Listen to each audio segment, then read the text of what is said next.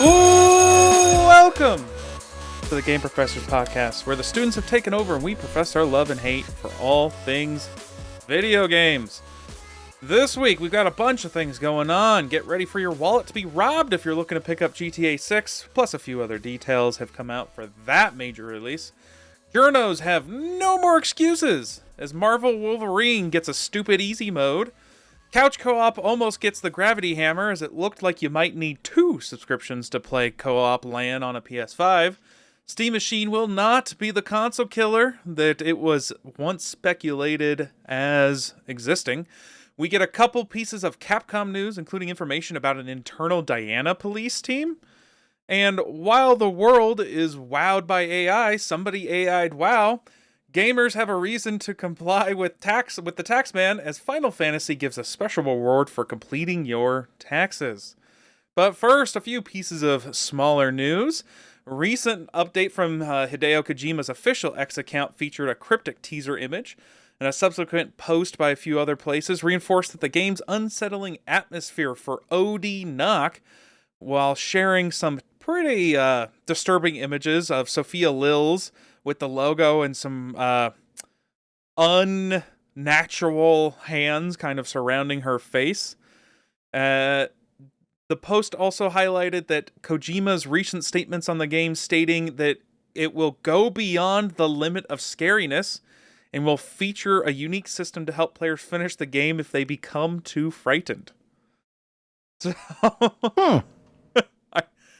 I don't know what that type of thing is going to be. Is it like an autoplay where they just take over and you can cover your eyes? Honestly, great question. But supposedly with the extreme level of horror that he's really pushing for this game, there's a mysterious safety net system that allows players to keep going if the experiences just become too much. He refused to elaborate on how the system would function mechanically, stating, "I can't say much more because it'll give too much of a hint on the system, and I could get in trouble for saying too much." Obviously, a lot of speculation around what that could be, but we're not going to have any details. Probably not for a while. I do find it interesting because a little bit of history for this is that it was pitched to a lot of different publishers, and they rejected the pitch because they couldn't understand it, with some even labeling it as crazy. Obviously, eventually picked up by Phil Spencer and Xbox Game Studios. So, who knows? I mean, it's Kojima. Like, yeah, every game he touches is out there and weird, but for the most part, they're all either unique experiences or in-depth experiences. But at the end of the day, almost all of them are enjoyable experiences.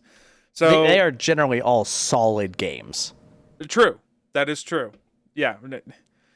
Yeah. Some of them are out there, but they're, well, I mean, Yeah. you could even argue some of them are good movies. With the length, I think the famous MGS4 cutscene was like an hour and 30 minutes or something, or whatever that was. I believe it. Yeah, it's insane stuff. But we won't see any details on that for quite a while, but I did find this interesting because I always love new ideas, and a new idea of somehow being able to get through a horror game if you're too much of a horror wimp, let's say. I can't wait to see how that works. I can't really picture it, so we'll find out. Outside of that, Steam got a $1,000 walking simulator for anyone that really just had $1,000 burning a hole in their pocket. The title, "Congratulations on your purchase," which, again, that's the title. Quote, "Congratulations on your purchase," end quote, was launched with a price tag of $999.99 and is the most expensive game on the platform. The developer, Minimum Viable Prestige. It was published by Worth It Studio. I'm not making any of this up, by the way. This is all real. On May 28th, the experience is 10 minutes long. Players walk down a red carpet in a virtual palace, past paparazzi, leave their name on the wall so that other players can see it. Obviously, the whole thing is absurd, with the developer stating, "The price is not a mistake, it is the point." I mean, Look, I'm just saying, I knew it was going to happen. Someone was going to do this. I personally have had the idea of literally creating a mobile game where the sole thing you do is swipe your credit card. Well, so it's funny you say that, because in the early days of the iOS App Store, there was the pretty infamous $999 quote, I am rich app, which was basically a very similar thing where it was just a flex. You got almost nothing from it other than the fact that you owned the app. So stupid. But I mean, people are going to buy it. That's the stupid thing. Maybe. I mean, it's currently sitting in Valve Purgatory, as the game has been flagged with a Steam is learning about this game tag. So none of the achievements or anything that you get for the game, aka to show off that you own this $1,000 game, are actually able to be showcased. So correct. We'll see if that changes at some point. And if you look at SteamDB, it also shows no people playing the game, but if it's a 10-minute game, that really doesn't mean much. Right. But the question is, if we look at SteamDB, does it show that it has a peak player base? I hope it's one. I would not doubt it, but we shall see. All right. Well, while you're looking at that up, even for as minimum of this game it still requires a GTX 1060 or an AMD RX 580. So you can't play it on your super old generic computing device. You still have to at least have a 10 series card or newer. It's 24-hour peak is one. But it has concurrently hit one player for the past 3 days. All right, so do 72 hours times 60 divided by 10. That's how many people bought it. Right? Oh, man. All right, well, that ridiculousness aside, we do have an update for an actual game. That Mecha Chameleon game that I mentioned last week, which is basically the hide-and-go-seek and paint yourself into a wall. It was created in 2 months by a 2-person Japanese indie team. It hit 1 million copies by June 14th after launching on June 10th, I believe. And as of June 22nd, it had reached 7 million copies sold, with potentially coming up on 10 million soon here. And it was estimated on June 16th that it had already generated $6.9 million in revenue for the duo. So, if you're...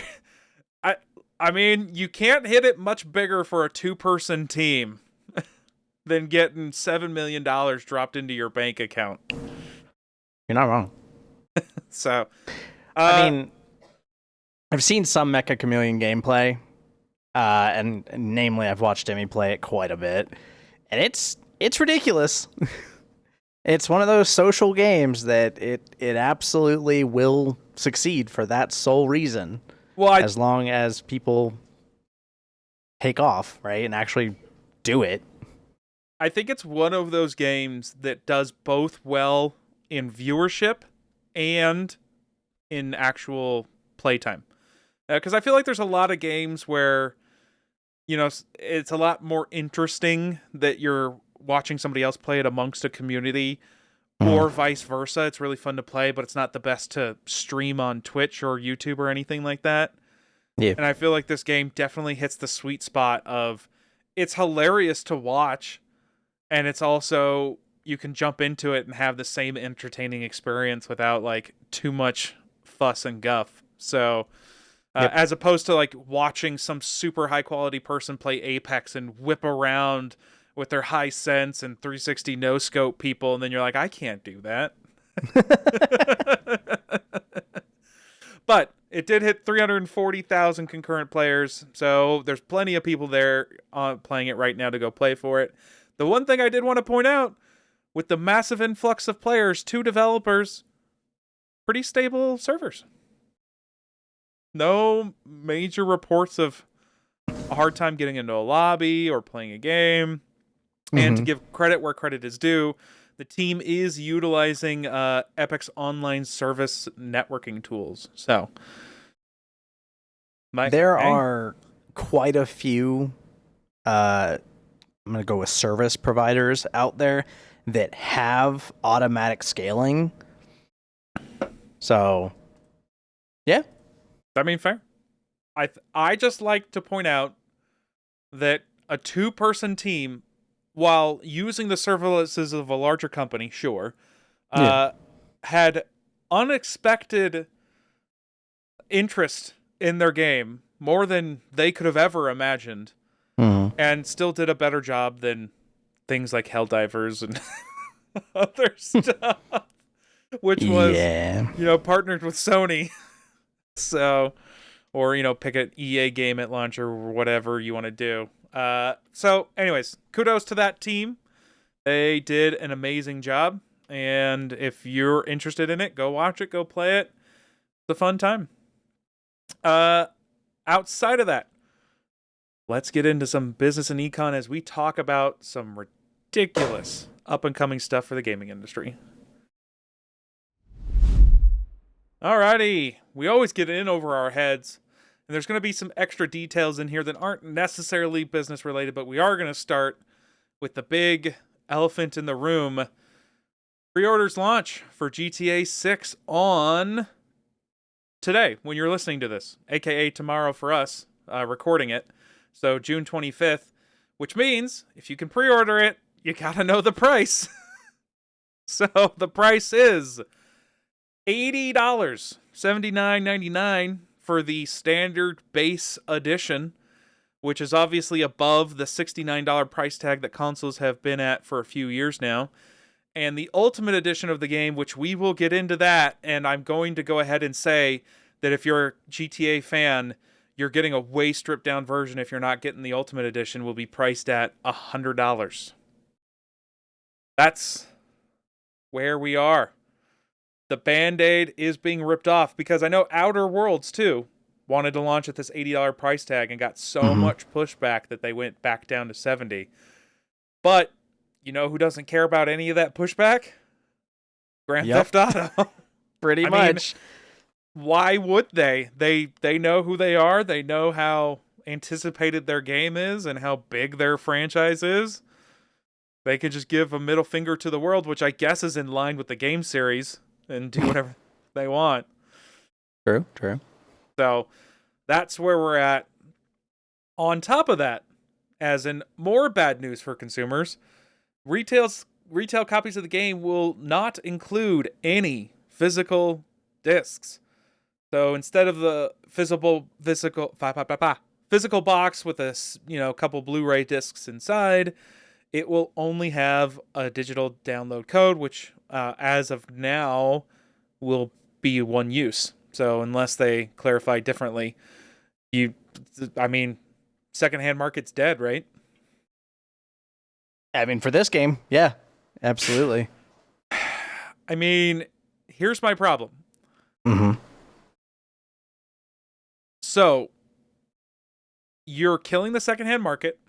You're making the base edition of games now because people are just going to follow this $80. There's no way that the majority of games, now that Grand Theft Auto is going to be at $80, don't also come out at $80. And I'm not saying immediately, but it's a matter of fact that it'll just be, it's a matter of time until this happens. It's going to be a fact. So, not only is GTA 6 setting the standard that games are going to be more expensive, they're also setting the standard that you also don't get any more physical copies, killing the secondhand market. Because if the majority of games start only doing digital codes, that's it. You're locked down by account. Like, GameStop dies a quicker death than it already potentially is. Until we create or force these game companies to allow us to trade digital products, it's just not gonna secondhand market's just completely dead.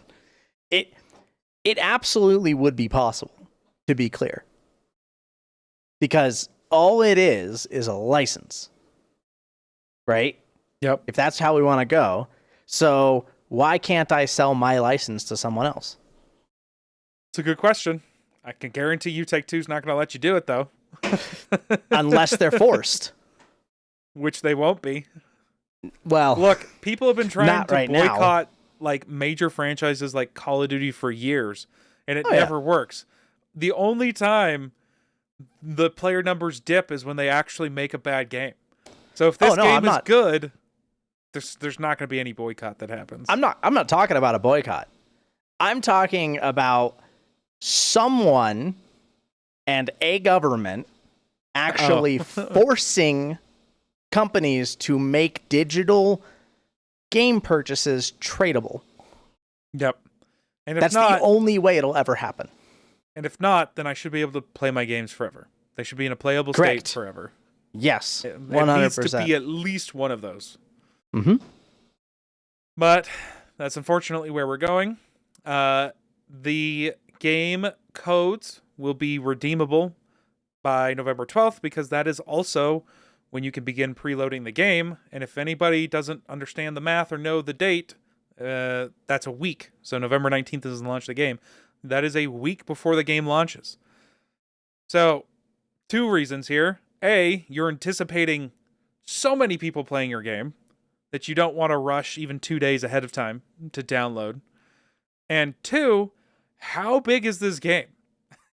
Because I would imagine between the amount of people and the size of the game, that's why they've picked a week. All right. So hear me out.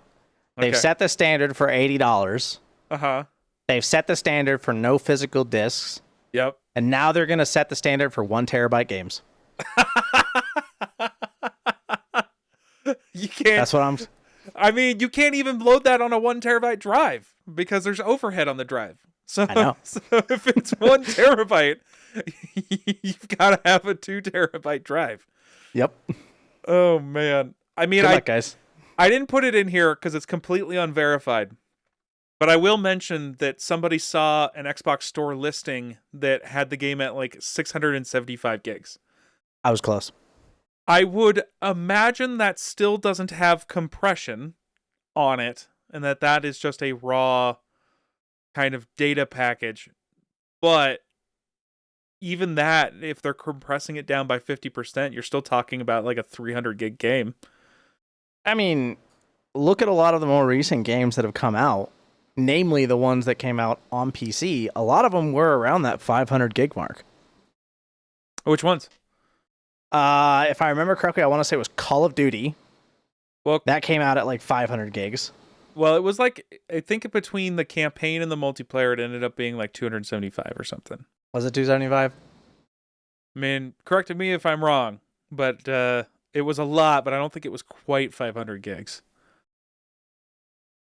But correct me if I'm wrong. This is not the end of this negative rant that we're going on while you look that up. Because they've also stripped out quite a few stuff from the base edition and put them behind the lock and key of the Ultimate Edition as well. So purchasing either version of the game before November 20th unlocks the Vintage Vice City pack, which includes cosmetics, an Ocean Beach garage, and retro outfits for the protagonists, which are both Jason and Lucia. So everybody gets access to that. Pre-ordering the game also gets you a digital version grants you a complimentary 1-month subscription to GTA Plus, and we'll circle back around to that in a moment. The $100 Ultimate Edition. Before I get into this, did you find out how much it was? Yeah, you were pretty much dead on. It was about 280 or 235 gigabytes. The one that I was thinking of is Ark Survival Evolved, which if you have all of its extra maps and the high resolution textures and all of that, it gets very close to 500. It's over 400. But it's nuts. A lot. And DCS World, which is the flight simulator, depending on the DLC that you have, does easily exceed 500. Now, to be fair, that's the entire world. I'm aware. You're gonna tell me. And then I was looking at some of the other games that are known to be like rather large, and I mean, Monster Hunter Wilds was like 150 gigs, and there are plenty that are in that 200 range. Yeah, I mean, if it came out and was 400 gigs, I wouldn't be shocked. I do think I would be shocked if it was close to 700 gigs. But at 400 gigs, as disappointed as I would not be shocked. Yeah, that's fair. But I don't know. They need to figure out something.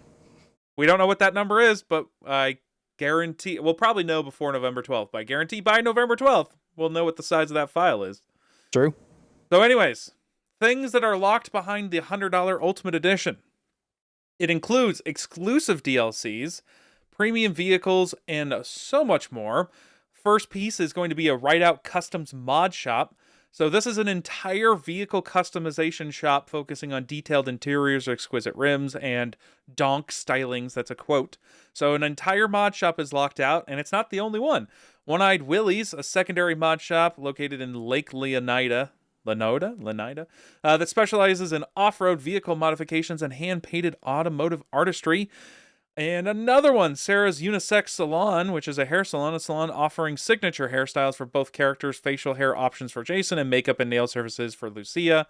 A clothing shop, Stock 305, an elevated streetwear boutique. I'm just going to start going through these quickly. Electric Fang Tattoo, which is a tattoo shop. PTT Young Money Illegal Goods Store, which is an exclusive side mission.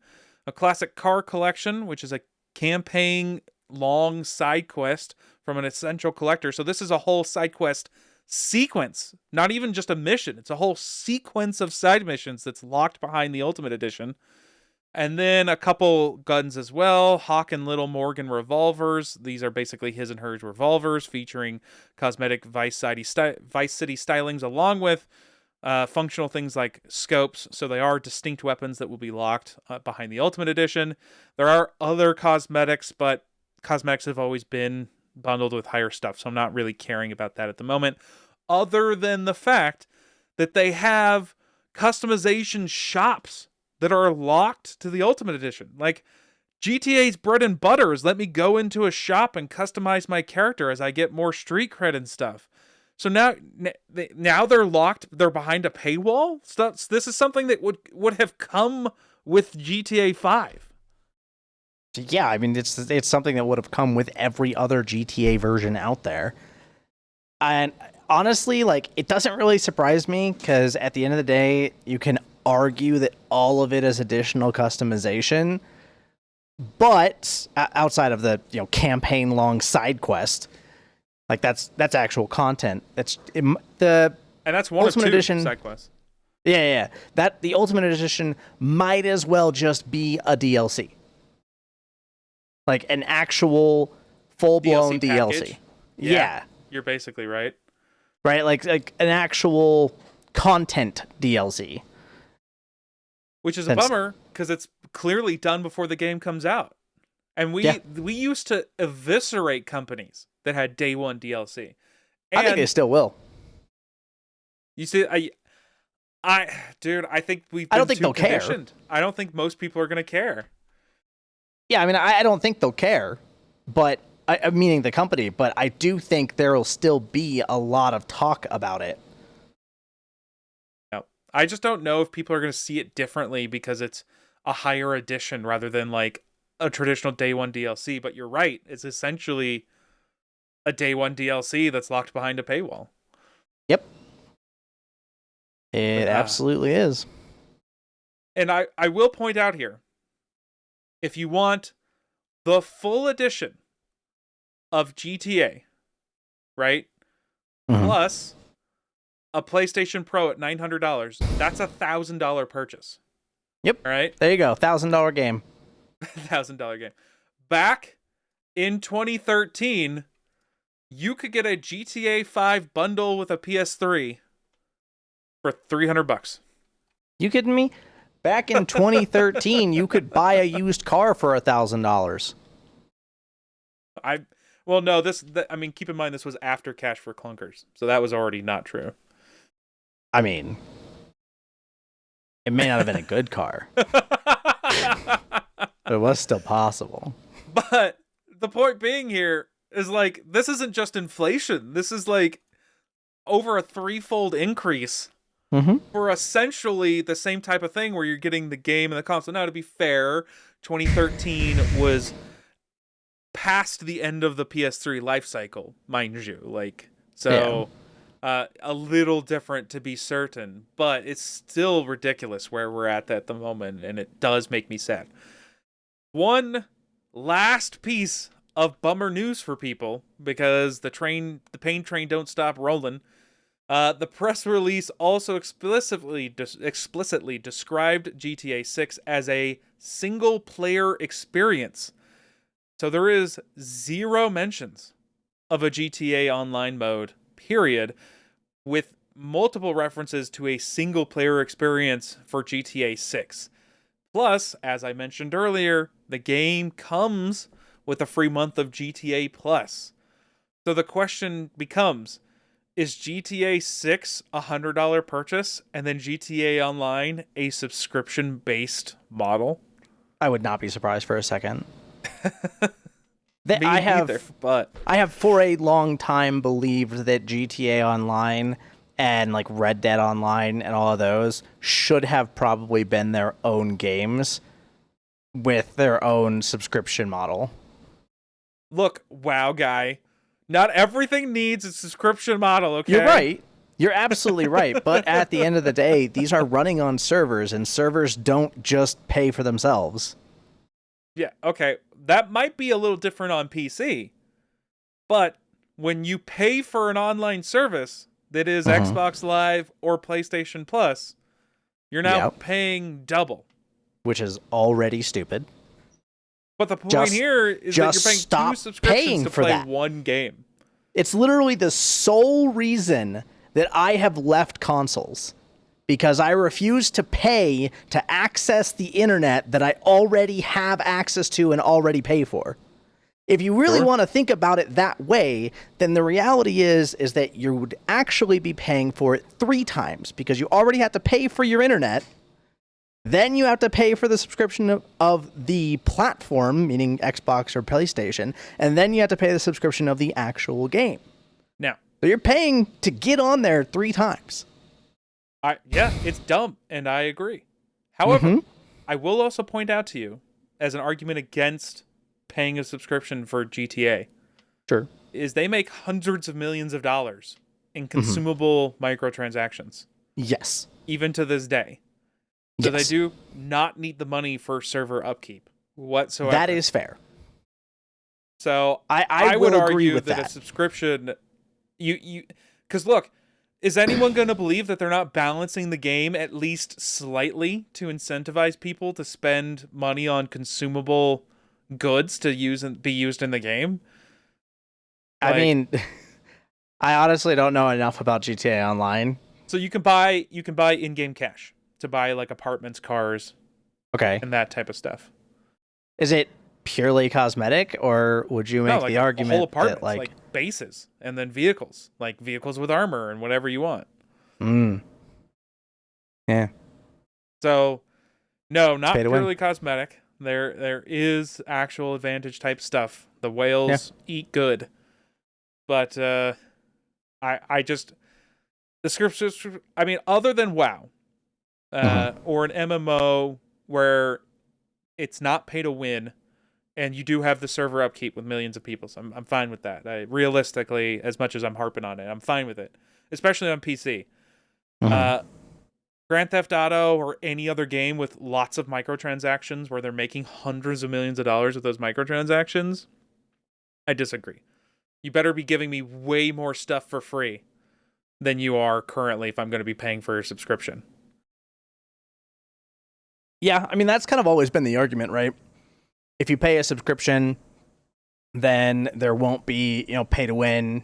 There won't be obnoxious incentives to do stupid things, to spend money. And namely, the game will continue to receive funding to release more and more content. That's always been the argument. But, and I'm just going to shoot myself here, World of Warcraft has tons of cosmetic microtransactions. So I know and I get it, but at the exact same time, the subscription cost for World of Warcraft has stayed $15 for 20 years. Whereas Netflix has increased their price 20 times in 5. Yeah, enough that they got sued by a few governments and had to roll it back a couple of times. But I mean, that's the option, right? So the option was they increased their subscription cost, which will lock some players out of the game because they can't afford it, or they start selling microtransaction cosmetics to make up the deficit. And that's ultimately the argument. Yep. We won't really know what the deal is because they could surprise launch GTA Online like maybe a month after the game. Maybe they're just concerned about server overload, so they're going to let people download the game, play the game, and then boom, here's GTA Online by Christmas. Who really knows? Yeah. But at the moment, no official online GTA, no official pricing for GTA Online if it's separate. Nothing like that at the moment. All speculation. But this is also why Take-Two stock dropped like $7 today, because none of these announcements are good. I mean, look, here's the reality. If you do happen to own Take-Two stock, it's going to sell. It's absolutely going to sell. And I would make the argument that probably 30% or more of players who purchase this game will purchase the Ultimate Edition. With what's in here, if they know what's in there, that number could be even higher potentially too. Yeah. That's like my minimum. So especially on a game that hasn't been out for 13 years, right? If this was a yearly release, like way different. If for whatever reason their revenue fails super hard after this comes out, I'll eat a sock. But at the end of the day, it's going to increase. Can we do that on video so we can post it? God, like you have to take one bite. Yeah, not the whole sock. You have to at least cut off like a little bit of a sock and eat it. Oh my God. Anyways.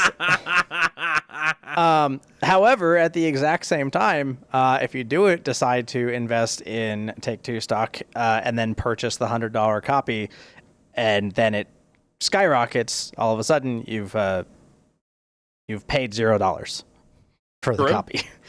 So the stock is paying for the game. Yes. I thought about this the other day because when I purchased Take-Two stock, I already have about half of the game in value. You know how much I despise this phrase, but I'm going to finally use it as an actual example. Oh God! Capitalism at its finest. Oh jeez! Buy stock, make you're money, not wrong. Get game from company of stock I own. Free. Yes, 100%. It really is that way, though, and you can absolutely do that. I mean, if I look at, like, say, my AMD stock, right, as an example, if I look at when I purchased my graphics card from AMD, right, because it is an AMD graphics card, and when I purchased my stock has paid for my graphics card. It's increased that much. Theoretically. I assume you haven't redeemed it yet. I mean, I've sold it and rebought it. Oh, that's fair. So, like, technically, I have redeemed it if we want to go that way. Did you, by chance, sell your Take-Two stock when it was $249? No. Oh, man. No, I'm one of those people who tend to hold. I can't. I'm not a day trader. I can't play the I can't either. Yeah, no, me neither. It's... Number one, it's stressful. Number two, it's pure luck.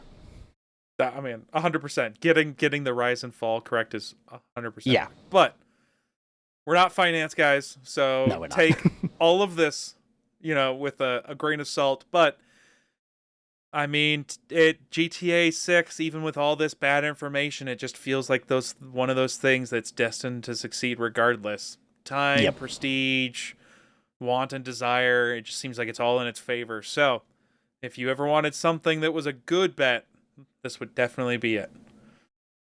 Alrighty. Let's move on to some lab work. Alright, lab work. Getting some handle on some kind of recently released game news. Now, these games aren't actually out, but both of these things had some breaking news releases, and they're up and coming, so I threw them in here. We're going to start with Marvel's Wolverine getting a bunch of accessibility and gameplay kind of breakdown modifiers. So, all of those times where journalists claim that games are too hard and too difficult, and there's that infamous video of the one journalist that was unable to get past the Cuphead tutorial. They will be very happy with Marvel's Wolverine because you are getting all kinds of things so that they can play it safely and not have to worry about being stumped. There is going to be highly modular difficulty settings that are decoupled so that you can pick out things specifically like enemy health, enemy damage, and enemy awareness. You are going to have toggles for skippable puzzles, auto-completing QuickTime events, adjustable dodge and parry windows, and the ability to reduce stealth and combat speeds down to 30%. There will be other assists, including auto sprint, navigational assists with like audio visual cues extra, camera lock-ons, reduced gore, fully remappable controls, subtitle customizations, pre-packaged accessibility presets are also available for mobility, visual, on audio, and motion sensitivities. I don't have a problem with any of those last few things. All right. But some of the other stuff is ridiculous. Yeah, so I'm just going to go through the list. Auto-completing QuickTime events, I think that's fine. Whatever. Adjustable dodge and parry windows, turn that into some kind of game mechanic. Don't make it a toggle in the settings. That's just dumb. And I say that because Expedition 33 did exactly that.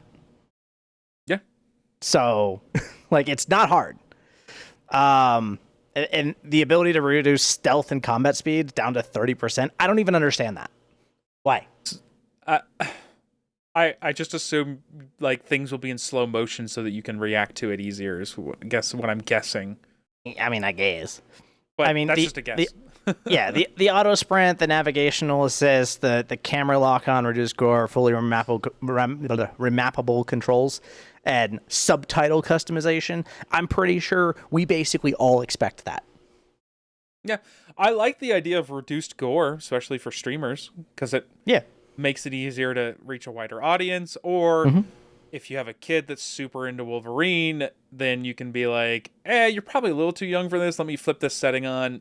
Okay, now it's just like physical violence and bodies fall over, like whatever. Rather than him chopping off a dude's head, right? Because I assume that's where it's going. Like like all the way down to no gore, probably. I go back and forth on the rest because I have always said that I don't care what type of easy mode you put into the game because however you want to play the game and spend your money, I think that's fine. My concern here is if I'm talking to somebody, like, what's the conversation going to be like? Do I have to, he's like, oh yeah, the game's super easy. And then I have to go, what modifiers did you do? I was like, oh yeah, I turned the enemy health down to 1, enemy damage down to 1, enemy awareness down to 1. Like, you know, so like if am I going to go read a review and the journalist complains about the game being too easy and then I like learn that everything was on the easiest possible setting? Like, you know what we need? We need games to start introducing a text file export of all settings so that we can just have the journalist put that into their article so that we can see what they actually played it on. Yeah, 100%. I mean, that should be a requirement. If you're making a review of this Wolverine game, it needs to be a requirement of what you played the game on. Yeah. To get a better idea.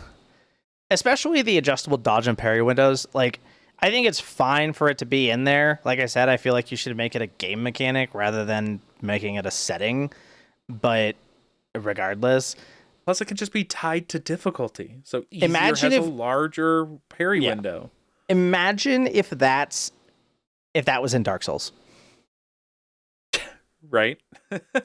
Just saying.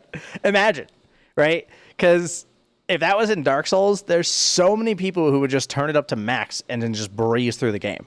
It's Yeah. already very possible to breeze through a lot of the Dark Souls games after you get a single item. And like I said earlier, I go back and forth because I feel like people, especially on a single player game, should be able to have the experience that they want to have with the game Mm-hmm. if the developer's putting in it. My issue is how do you connect with somebody on a game now when you Mm-hmm. have this many difficulty modifiers, and if someone is giving you their opinion on the game and they didn't do a single puzzle because they had skippable puzzles on, Yep. did they really play the full game? And Right. this one Exactly. boggles my mind too, because like Google's existed for 20 years. It's so true. Like, I'm not gonna lie, I've gotten to a puzzle in some games and just been like, I don't feel like doing this right now. Like, I don't feel Yep. like putting Google. any effort to this. Can Google, how do I complete this? Great, moved on with my life. Like, it's not Mm-hmm. that big of a deal to do that stuff.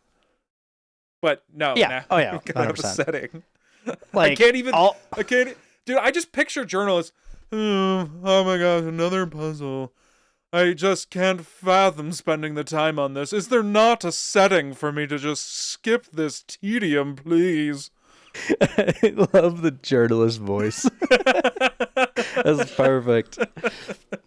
I don't know. Like at the end of the day, if the game's purpose is a story, sure, whatever, right?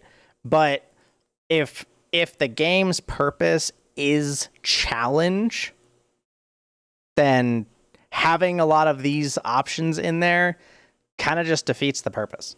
That's fair. That's fair. But I mean, Marvel's Wolverine is absolutely going to be a game that's focused around story. But Yeah. at the exact same time, I personally feel like if that's how you want to play the game, just watch a YouTube video. See, here's the thing. I think you make a good point, and I don't think it's going to be based around story. Yeah? Yes, there's going to be a comic book character story that goes along with Sure. it. But can anyone tell me the story of like the early 2000 Spider-Man games?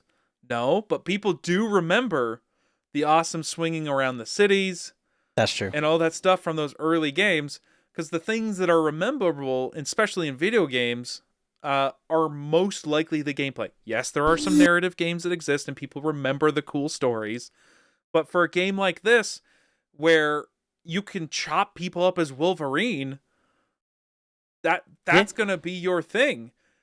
So I don't know. I think you make a good point. If the point of a game is having a challenge and you take away the challenge, what's the point of the game? Yeah.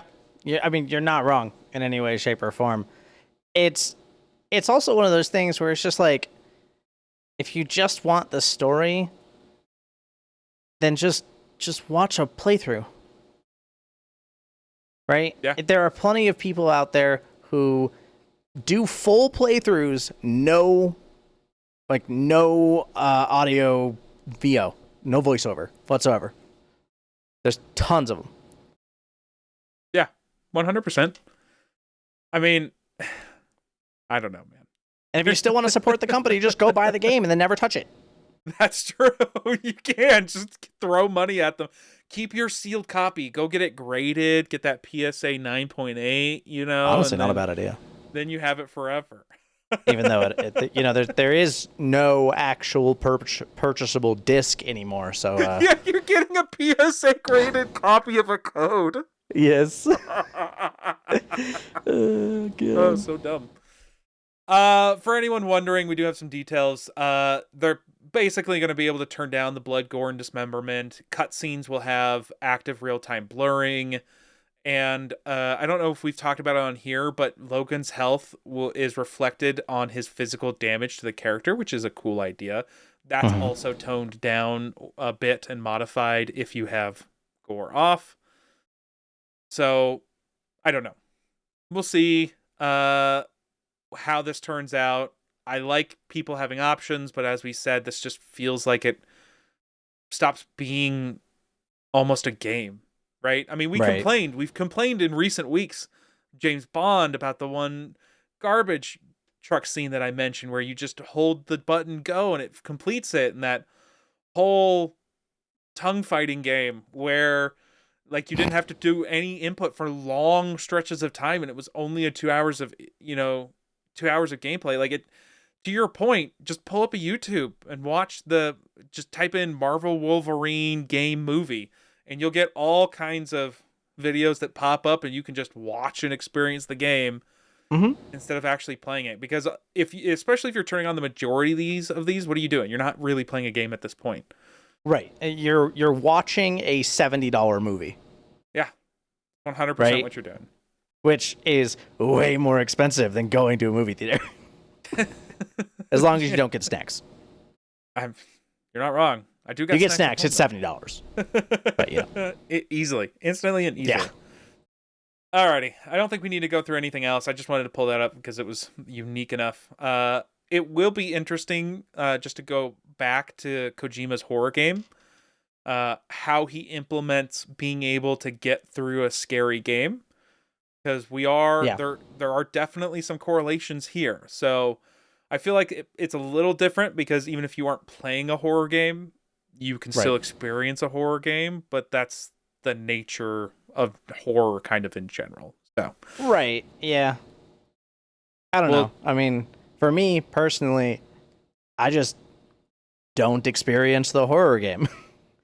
I'm not interested in horror. I don't care about the story around the horror, so I move on. I don't know. This seems like you're gonna have to try it. No. You're a big Kojima Death Stranding game, fan. So yeah, but it's the only game really in the horror genre that I've ever enjoyed. It is the exception. It only touches on it too. It's not. It really does. Yeah. Oh man, I mean, we can get into some horror stuff at another time. Talk about a classic that I love, Dead Space. That was so good. I had such a great college experience. But we don't really need to get that in here because I'm sure we'll be able to talk more about OD at some point when we get more details. We can circle back around to it then. Yeah. But we can move on to some good old-fashioned drama as Halo campaign evolved. Had a join the community Q&A that they put out because the game's obviously also coming out for PlayStation, and they done messed up, Haru. Because now they brought this back, but initially there was some huge backlash, and rightfully so, because the Halo Waypoint article stated that to play local split screen co-op on a PlayStation. So for any of those super young people out there who don't know, there used to be a lot of games. Now there's a few games where you can sit next to each other and on one screen it splits the feed into 2 feeds. So you're playing on one console with 2 controllers, 2 feeds on one TV. You could just play together and there was no problem. However, on the article it stated that both players on the single console playing co-op split screen would need Microsoft accounts each. They would have to be connected to their own PlayStation accounts, both, and they would both need a PlayStation Plus subscription. It's insane. Yeah. Well, so rightfully so, the internet exploded and was like, what the F is happening? Like you can't be serious. I can't be playing local co-op and need a PlayStation Plus subscription for both players. That is insane and ridiculous. It's just another way for them to try and force money.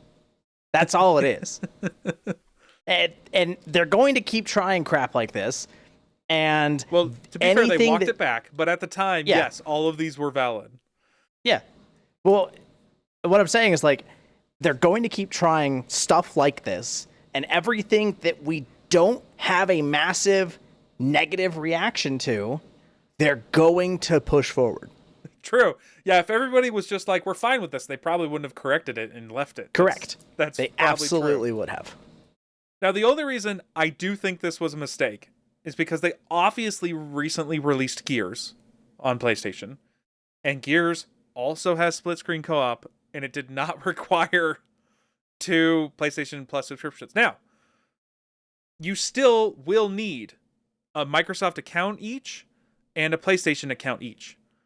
So that is still required, but you do not need the PlayStation Plus account each. And so they did release an update on June 21st from the official Halo X account stating, no, it does not require PlayStation Plus on each.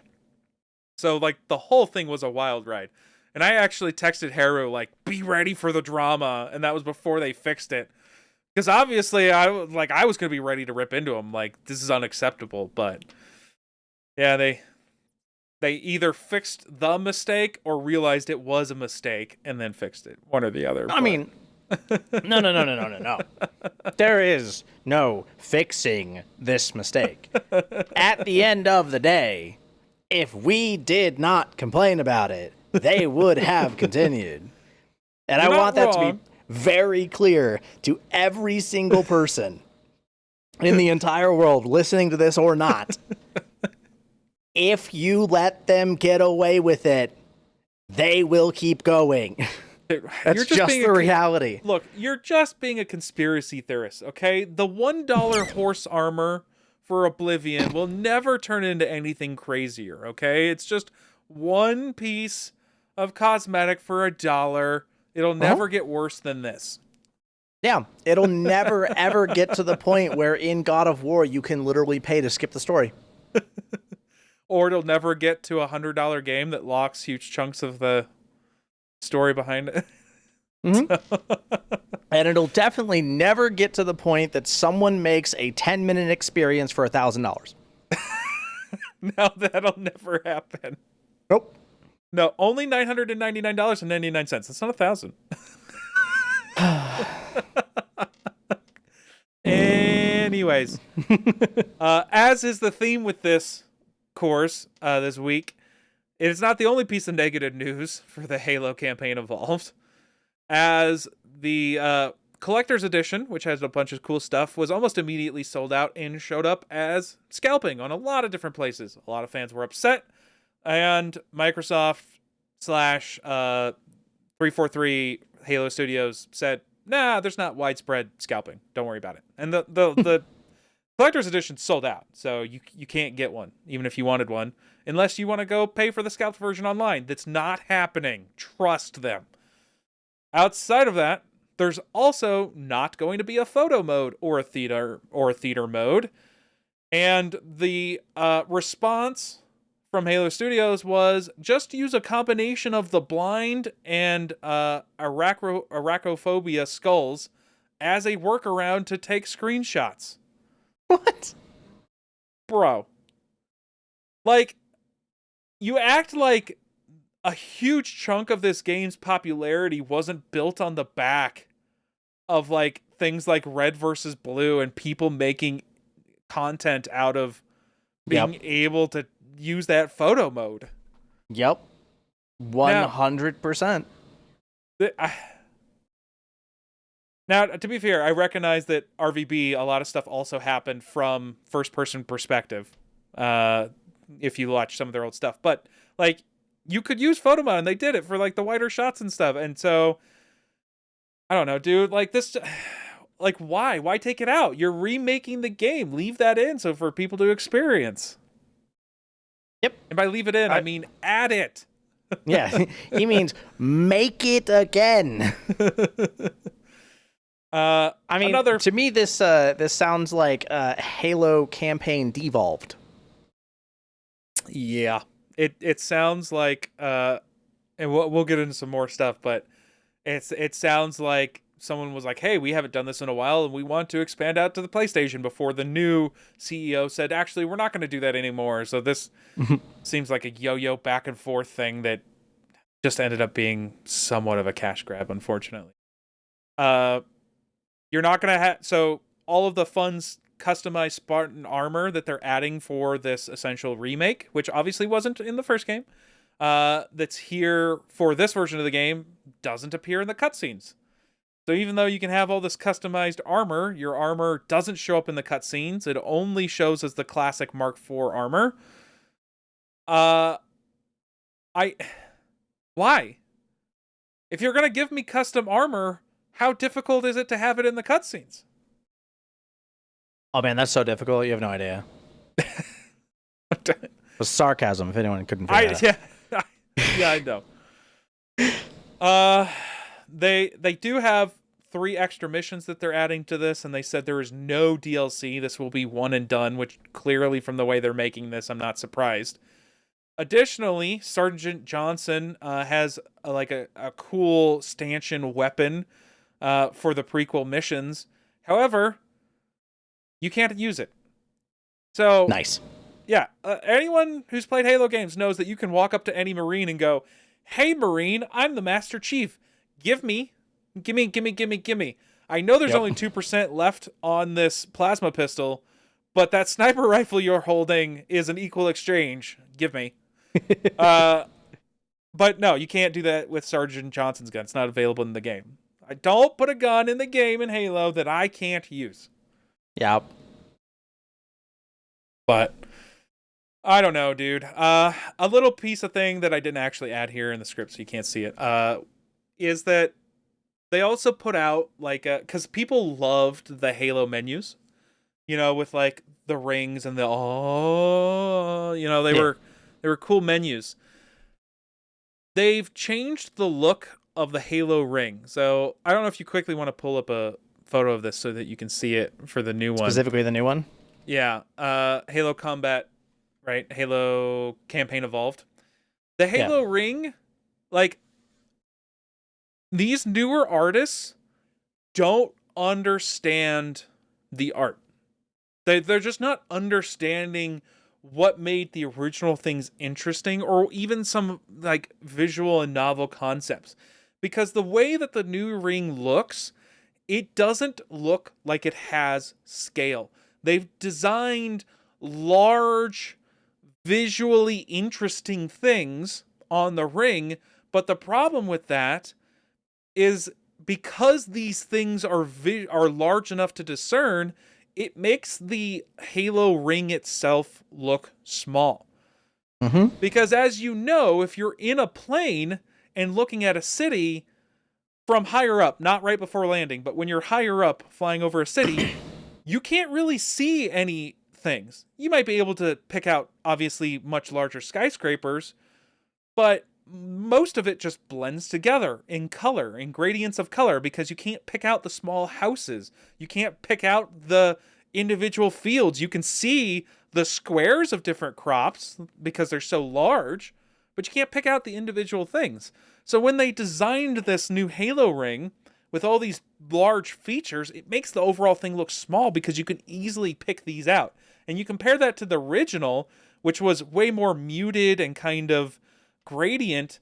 It had a much more larger than life feel to it.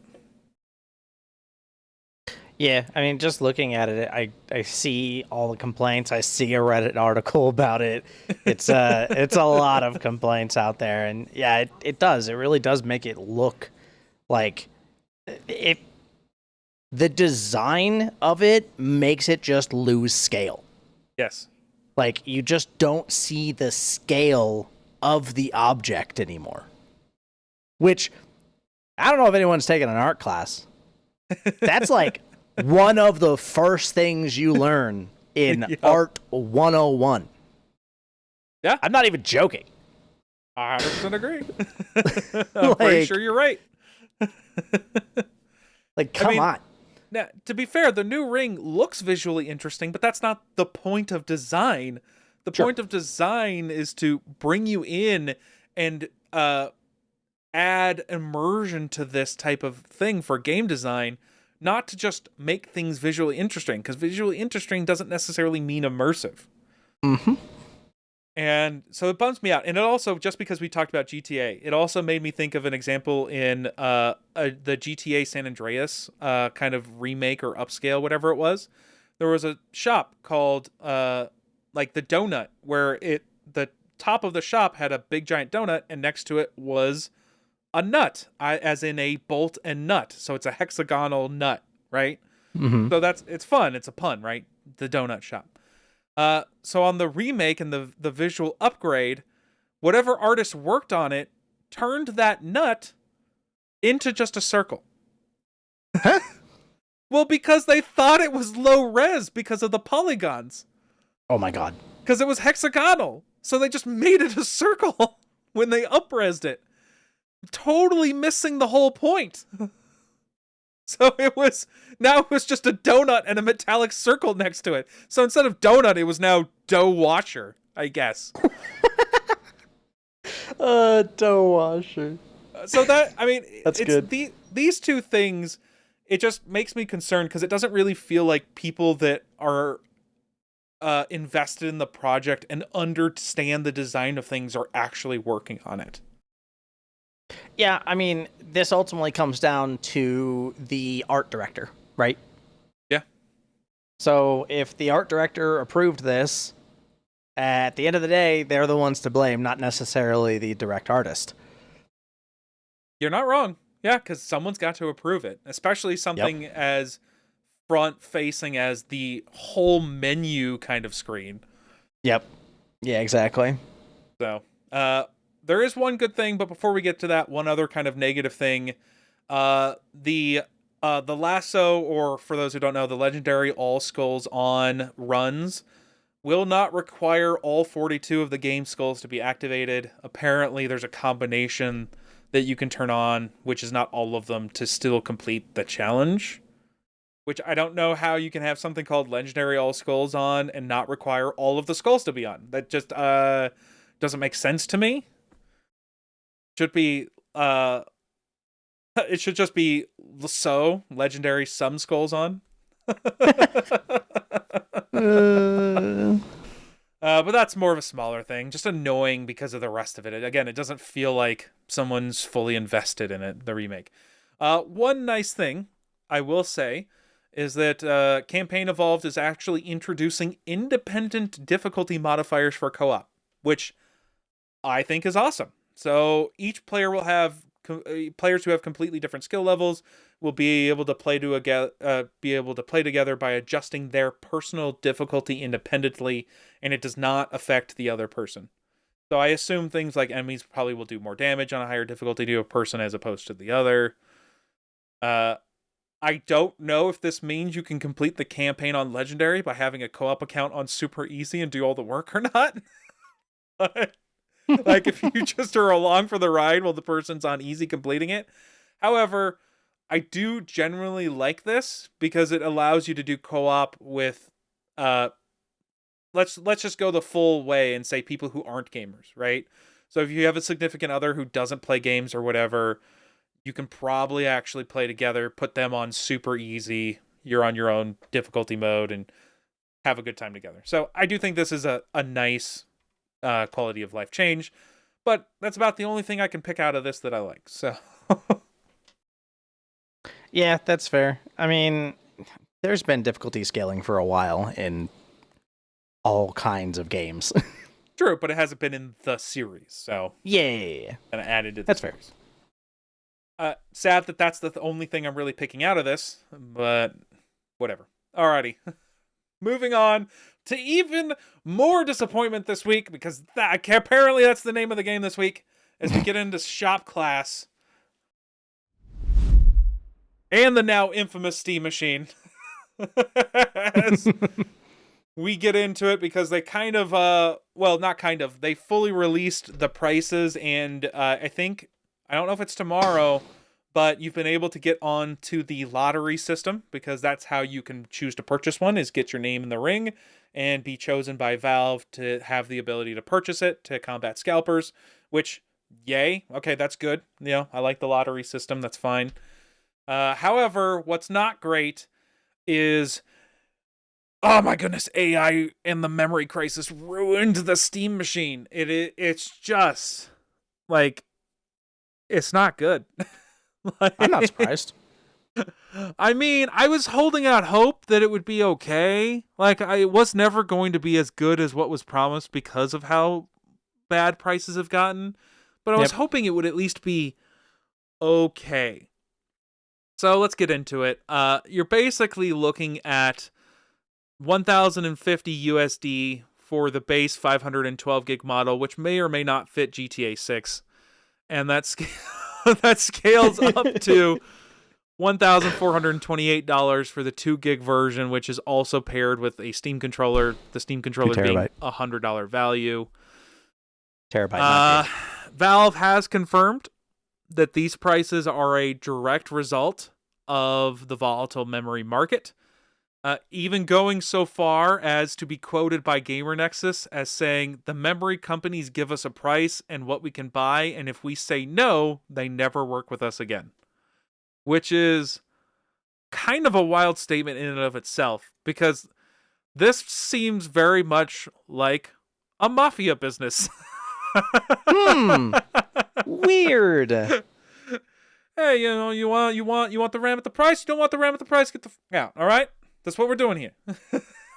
I mean, look, at the end of the day, any technology that is sufficiently complex enough is equivalent to magic. And if that's how hard it is to make memory, then the price, they're just going to have a monopoly over it.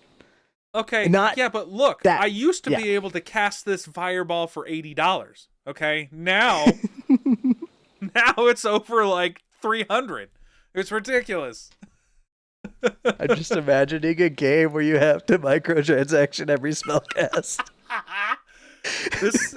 This seems like a really interesting homebrew character for a D&D game, where they get the benefit of having extra access to magic, but their patron requires payment per spell. God, that'd be hilarious. Anyway, if anyone uses that idea out there, let me know how it goes. I feel like it's interesting and fun. But back to the disappointment that is the Steam machine. Part of this also comes from the fact that they aren't subsidizing this. So I don't know if it was last week or the week before, but we did mention that even Microsoft is currently heavily subsidizing the ridiculous price of their current generation Xbox. Because of the RAM prices. It should probably be more than it is. I think that's fair to say with how much things are costing. But they're currently subsidizing it, because if those prices go insanely high, you would get something like this, where just no one likes the value of the device. It's too much for getting too little. And that's kind of where we are. And I don't think I put it in. I didn't put it in here. But someone did the math, because Valve did say, we're not going to tell you what we originally wanted to price it, but we will say that the percentage is the exact difference between what the Steam Deck used to cost and what it costs now. So someone did that math and basically, found out that this base model should have probably been like $750 before everything went crazy, which at $750, I will say from the specs that we're seeing would have been a lot more reasonable.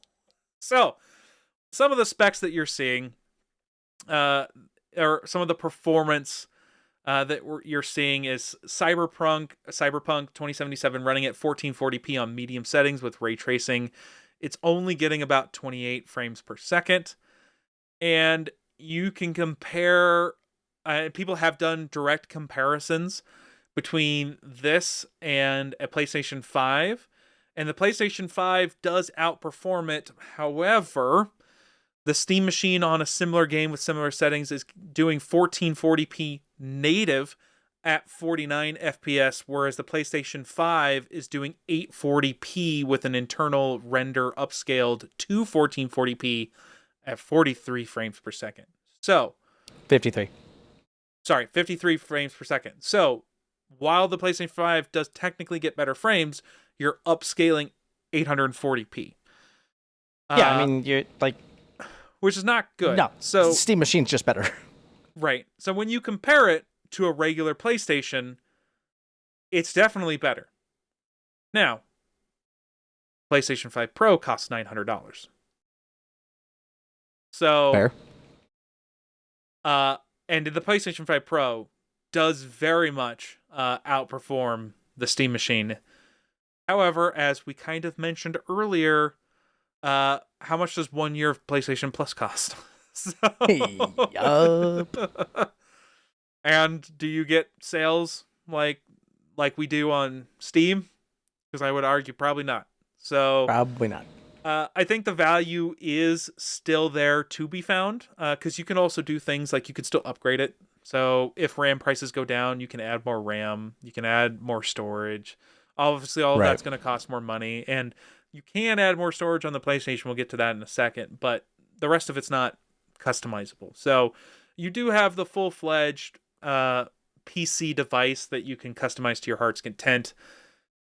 However, it's just not nearly as an attractive value proposition. If you're really hurting for money and you're not necessarily playing multiplayer games that you need PlayStation Plus for, a PlayStation could be better value, especially if you find a used one. You could probably get a really good deal on a used one, and well, at least currently with this generation up until GTA 6, you can also buy games secondhand.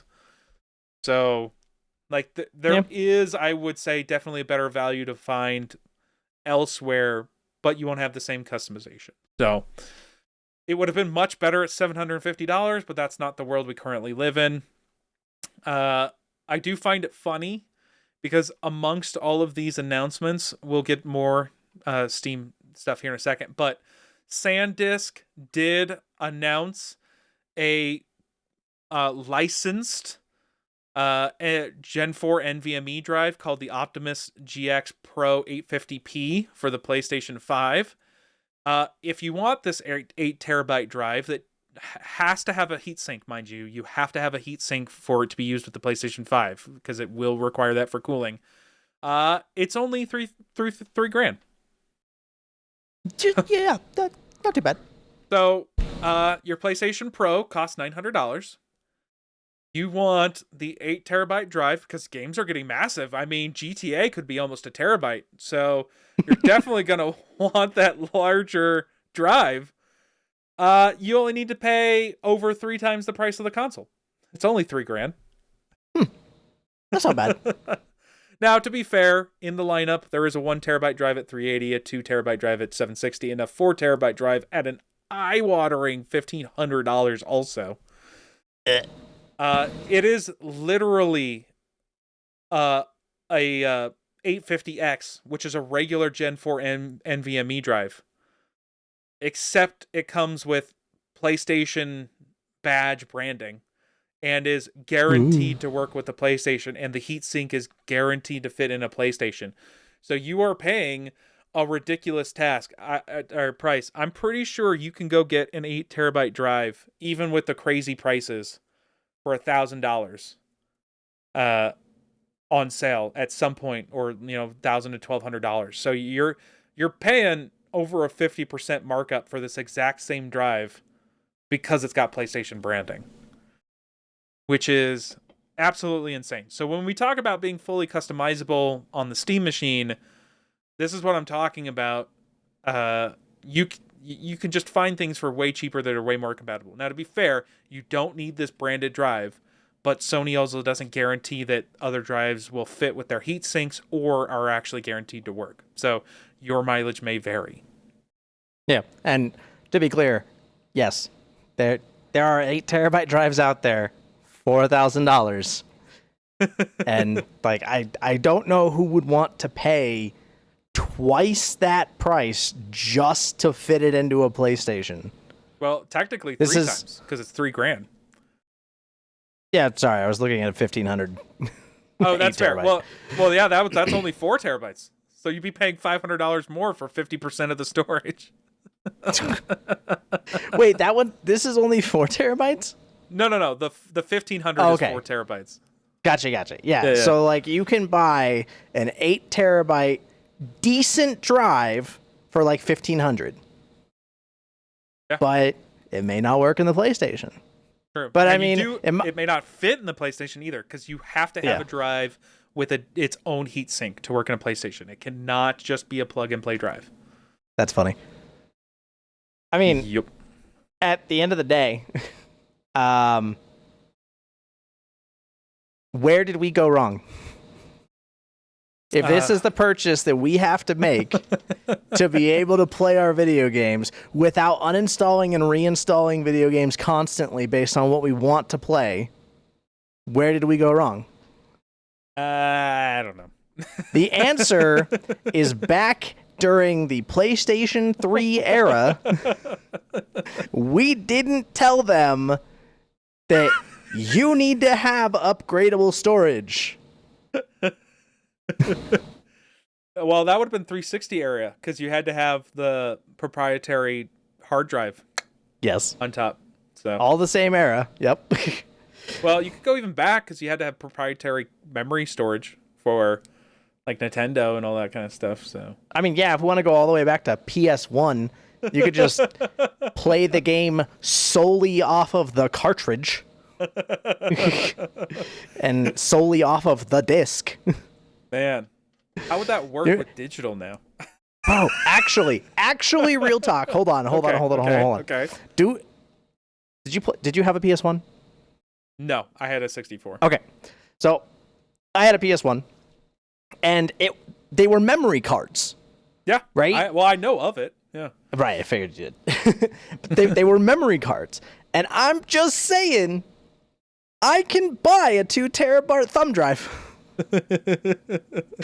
And if that's what I gotta do to make it work, to be able to play and keep my games, there are some USB ports out there that are very fast. You're not wrong.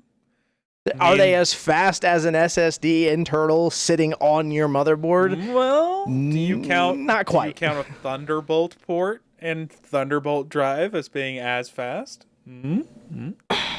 I don't actually know the number on that one. Because I don't know if you know this, but I took my old 1 terabyte NVMe's and bought $50 enclosures for them and have them plugged into my Thunderbolt ports on my motherboard. Because they basically get between Gen 3 and Gen 4 speeds. That's not bad. Yeah. Hence the reason I was like, with this memory crisis, I'm not going to get a better deal than $50 for a 1 terabyte drive. So I may as well buy these enclosures with these little fans on it and plug them in. So yeah, just right now I have two NVMe and enclosures plugged in with cables in my computer. That's hilarious. I haven't had any stability issues. I mean, I also don't load brand new games on them because I just use the internal drives for those, but I do throw on occasion other stuff on them, so Right. But anyways, yeah, I did just saying external storage has been a thing. I mean, you're not wrong.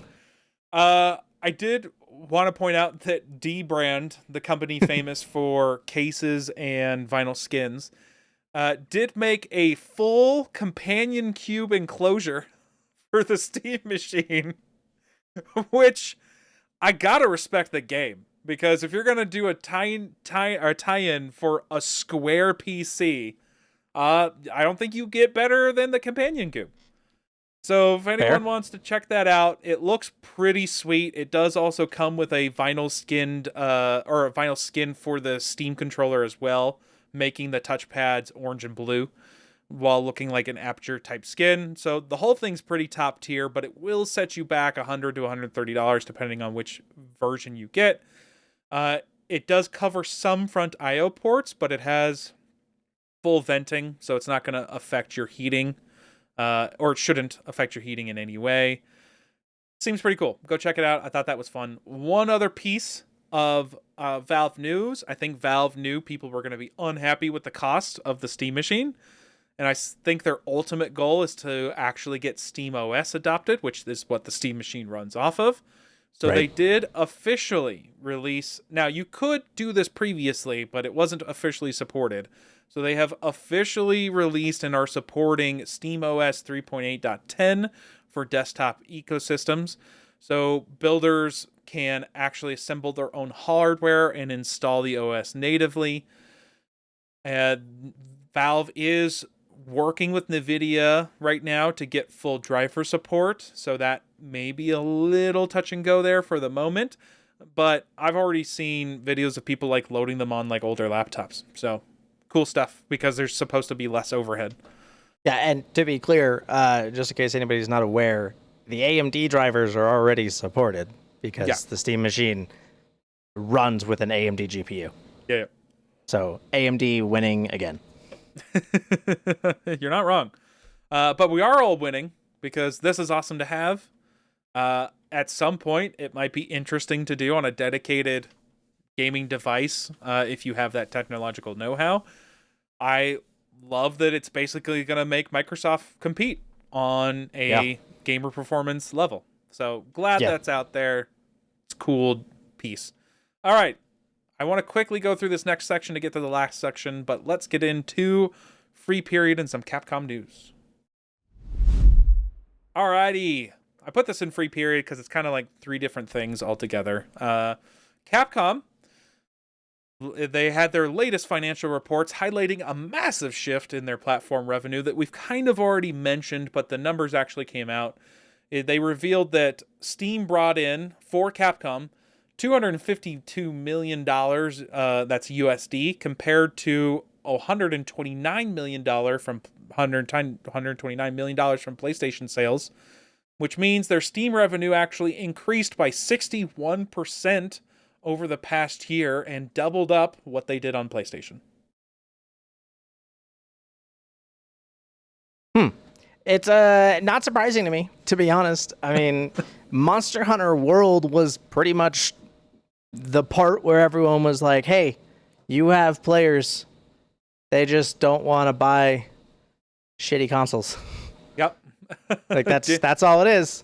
And we're here, this we proved can mod. Yep. It usually should be pretty decent performance, but Yeah, they're getting better. Capcom does want PC to account for 80% of their total game sales eventually. So it looks like they're all in on PC. Mm-hmm. Now, this is definitely a shift because Capcom for a very long time was console first. So this is a shift for them.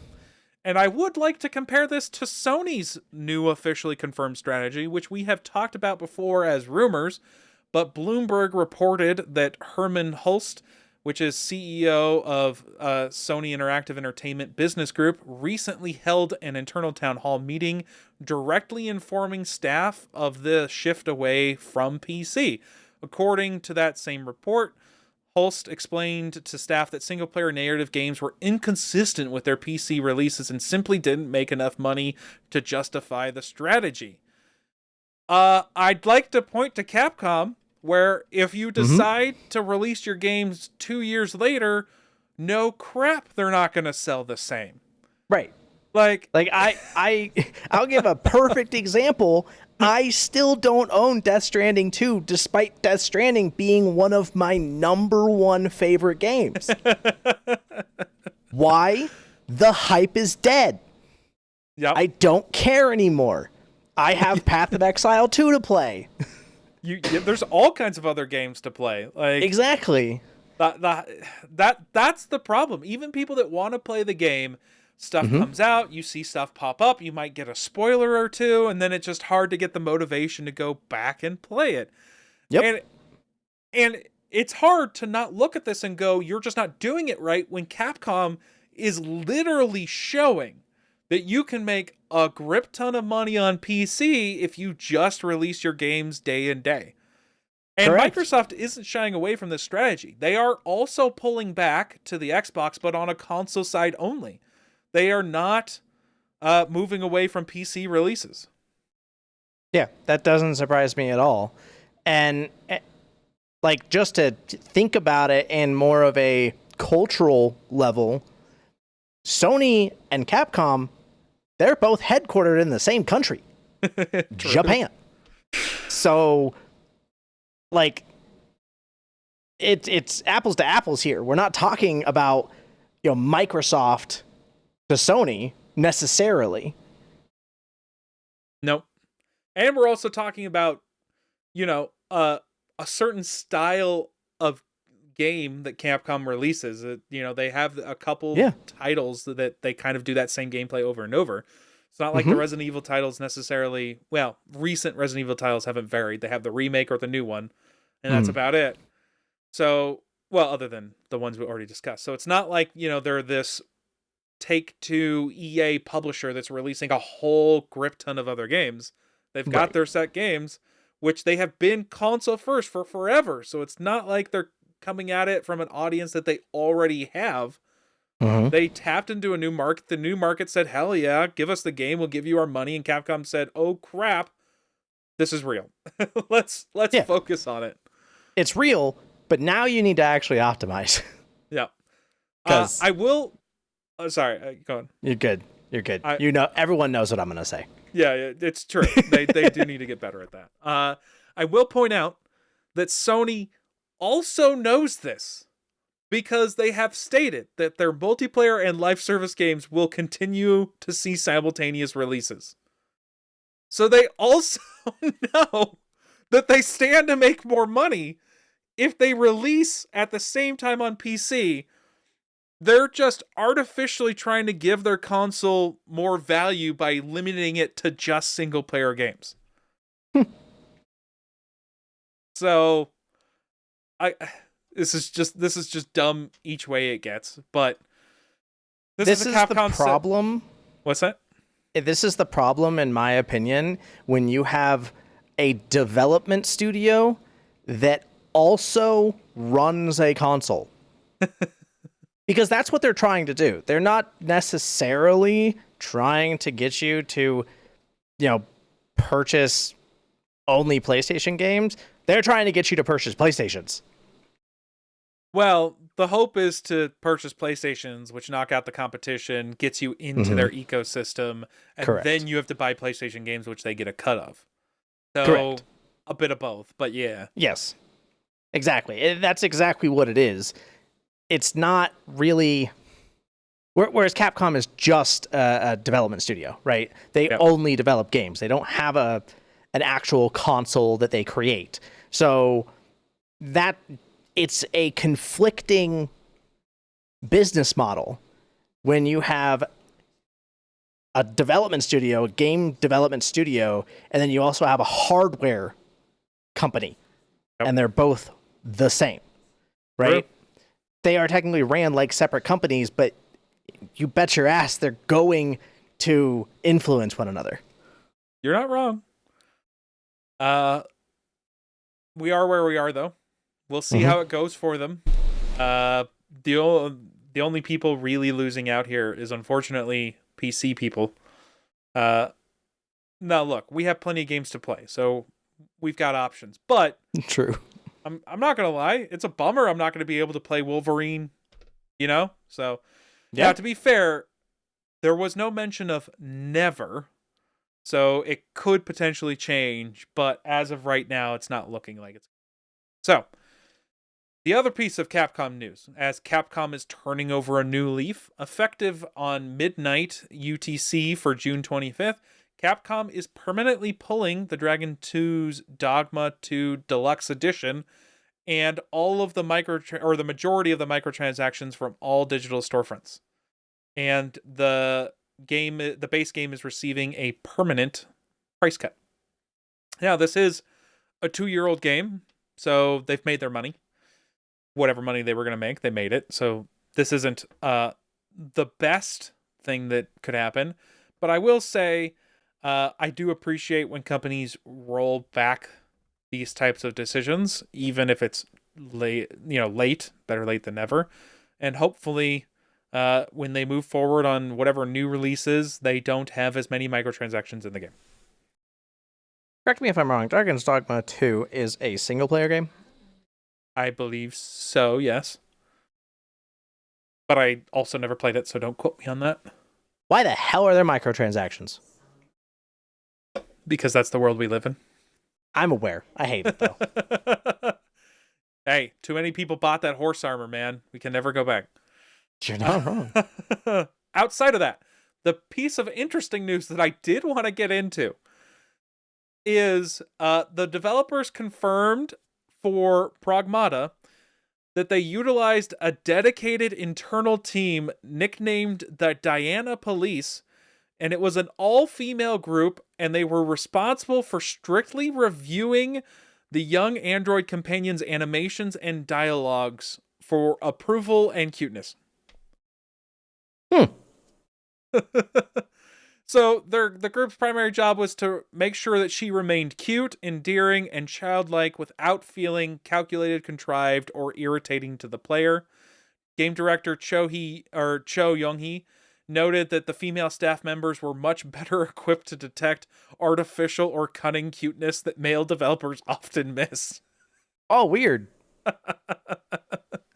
You Uh, mean you mean the people who went through that life cycle might already have experience with it? Wild. yeah. Well, it's not Who the would've first thunk? time they've done it, because they also did it for Resident Evil Requiem, but instead of the cute female, they used the female board to make sure Leon Kennedy looked right. So, both for cuteness and that daddy goodness. Oh my lord. I can't even. But, I mean, it's smart, right? Like, it's genius, especially when you're tiptoeing something that is a childlike character, to be Yeah. like, hey, is this creepy? Is this weird? Like, does this feel natural? Because you're really towing a fine line when you have that type of character that is 50% of the main characters, like that's a huge risk. So Yeah. I respect the hustle.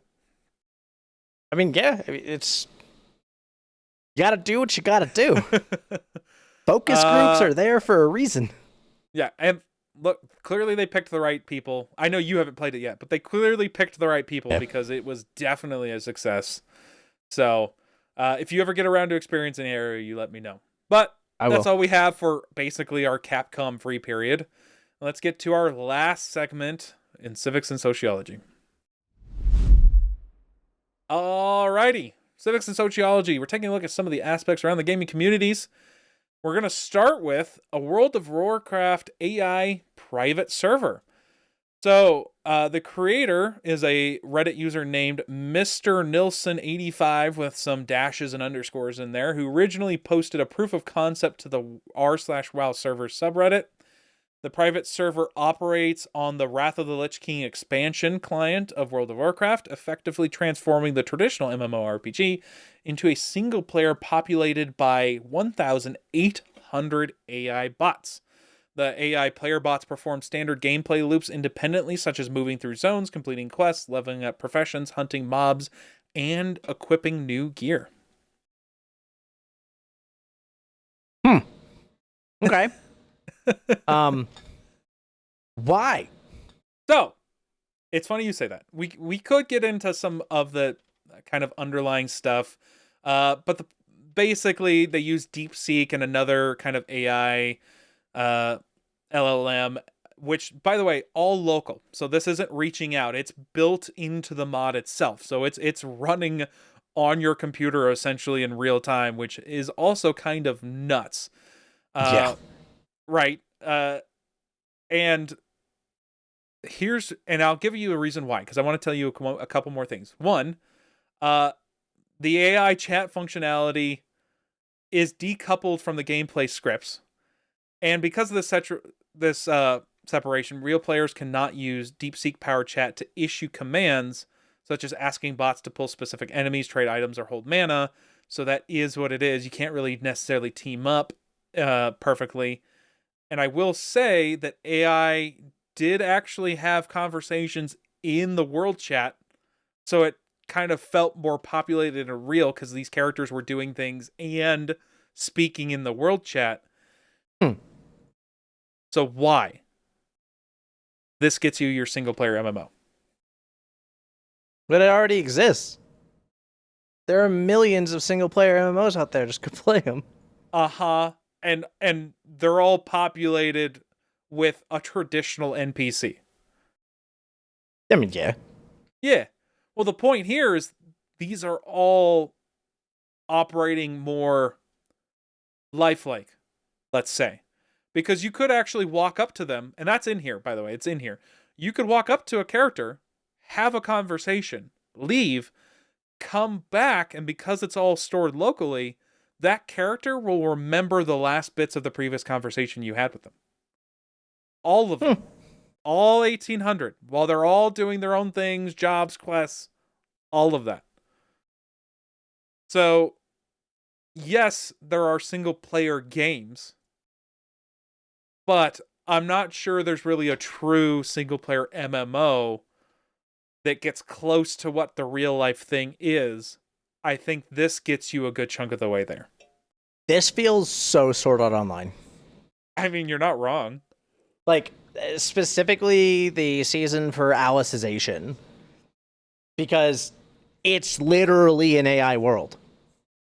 So yeah, it's just completely wild.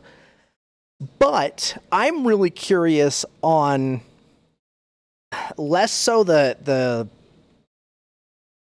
actual computer technicalities and more so the game technicalities, because yes, you could theoretically play the game, but could you actually kill a raid boss? It didn't seem like the ability to fully coordinate with the AI bots was there. It seems like it more made the world feel alive. So I do think that's where you would still need room for improvement. Mm-hmm. But I also think this is a proof of concept thing where we've mentioned before, where if you want your games, your non-multiplayer games, to feel more alive, you're gonna want to get AI integrated as a controlling the NPC type of thing, because you can get that to feel more personable, more reactionary to what the player is doing. The next question that I would have is, does the AI ever restart? I don't know. Does it ever cycle? Right? And I'm thinking about this obviously as a long-time MMO player, but MMOs already have a problem where the majority of the player base is at the end game, right? Yeah. So, assuming that you freshly install this quote-unquote single-player MMO, does everyone start at level 1 with you? Are you just in a starting zone battling these AI bots for quest objectives? Because that's my thought process. And I can tell you right now, that is the most frustrating shit ever. I mean, you don't want that experience. Hey. But don't you want it to feel real? Yeah, sure. At the exact same time, I want to flip the script a little bit. Let's say you do get a max level character. If those AI characters are just going through and leveling up based on time played, and based on the game being open, right? You could be sitting in frickin' Stormwind for all you care, and all of those AI bots are going through and they're actively progressing the game, but only while you're online. If you make a new character, every one of those bots who started at level 1 with you are now way beyond you. Right? So now the game still feels dead. Well, I assume you would get influx of bots, right? So bots would play for a certain time, not play for a certain time. Some would go offline for months. Others may start playing new bot. Like, I'm sure you would get the gambit. My real question is, can I go up to a bot? Because I can chat with it, right? Even in this proof of concept. But in a more fleshed out version, can I go up to a bot and say, hey, you look like you're struggling. I want to help you out. I'm a veteran player. I've got a lot of gold. If you drop all of your equipment and armor and arms on the ground, I'll upgrade them for free and return them to you. Will the bot drop all of their stuff on the ground, and can I pick it up? Well, number one, you can't pick up anything that's on the ground in World of Warcraft. the only Well, way can to they quote trade with unquote me or drop whatever? things, right? You would have to trade at that point. But a lot of items in WoW are soulbound, so probably not. Dang. However, at the exact same time, I mean, you mentioned it already. The gameplay of the bots is completely separated from their chats. Yep. So telling them to do anything doesn't work. No, but I mean in the more fleshed out version, right? Oh, Where okay, this yeah, is yeah. going. If look, AI Basically, I want to know, can I scam the bots? And if I scam the bots, is the AI going to take it out on me? that would be hilarious. The other thing I want to mention, because a lot of people I know don't play WoW, there are already AI bots that play the game in WoW. We call them follower dungeons. And literally, you can queue up to a follower dungeon, and it will fill in the rest of the players in that dungeon with AI, and it'll fill it in around your role, right? So if you're playing a tank, it's going to fill a healer and 3 DPS. If you're playing a healer, tank 3 DPS. If you're playing a DPS, so on and so forth, right? So it's going to fill around that. They already exist. They're crap, but I was gonna say, they exist. Now, here's the thing, though.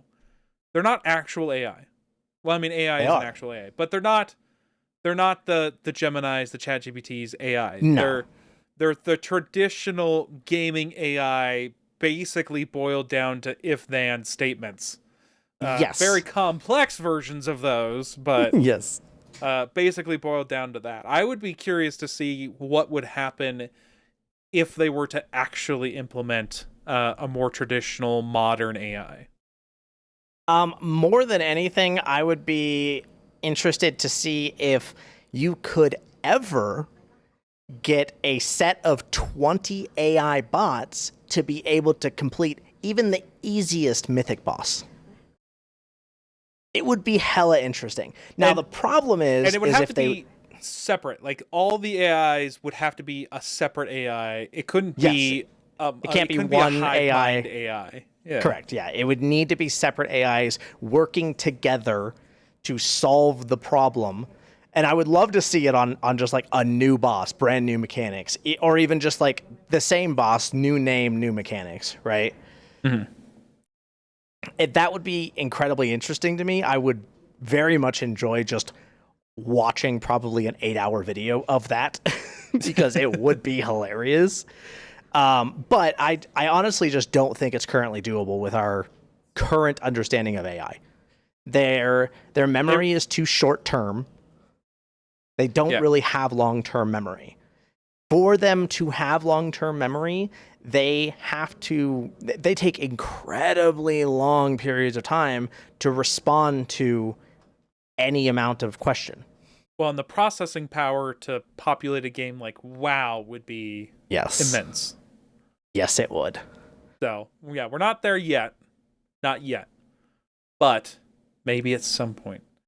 I do want to point out, though, that this is basically just leading me to believe more in the dead internet theory. Because Oh, God.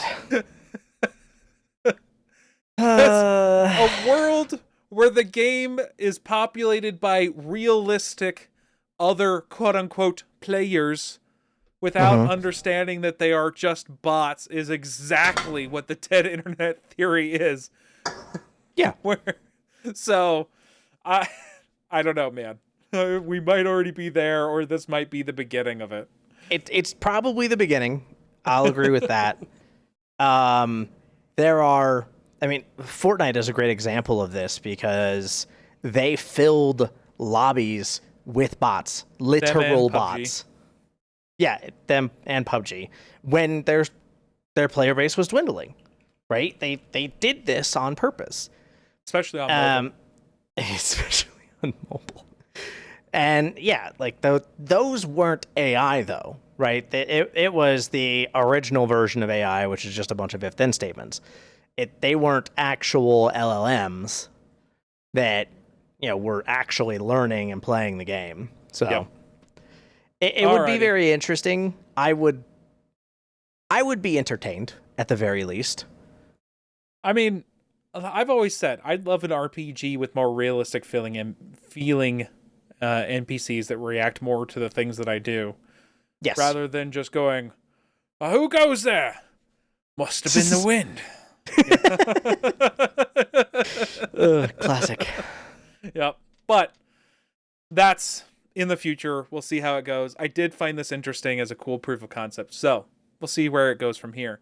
Aside from that, the last thing that we're getting into, and I put this last, we're going to talk about some taxes, specifically Final Fantasy / Square Enix offered in-game cosmetics for doing your taxes. Now, specifically, what was happening, and this is all kind of translated, keep in mind, is a hometown tax allows Japanese citizens to voluntarily redirect a portion of their income or residence taxes to specific municipalities instead of their local ward or central government.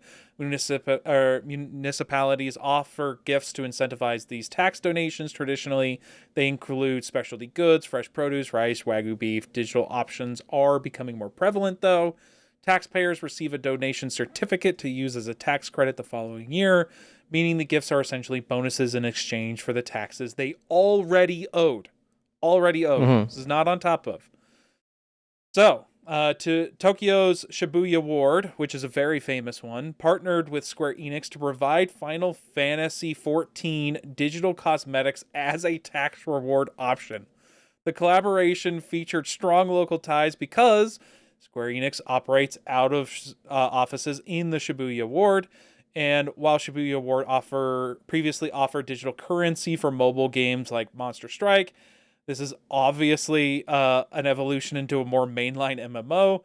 However, don't get your hopes up, anybody out there that is a Final Fantasy XIV fan, as the promotion is strictly limited to residents of Japan who are eligible for the Furusato Nozai system. Players outside the region cannot participate in the quote-unquote tax scheme as it is translated. So, if you do your taxes and choose to redirect some of your taxes to your local area, you could get a different mount, some different consumable items, a dance emote, or an entire costume set. Haru, do you know any of these? Do you want to go into any of these? Namely, Files of Fantasia, they give you 5 of them, which is an insane amount of money for a cosmetic, right? And the number in the script is accurate, approximately 105 USD. While that's the price converted from yen, I want to say that 5 Fantasia is just a flat $50. Now, keep in mind, this is the amount of taxes they'd have to redirect. Right.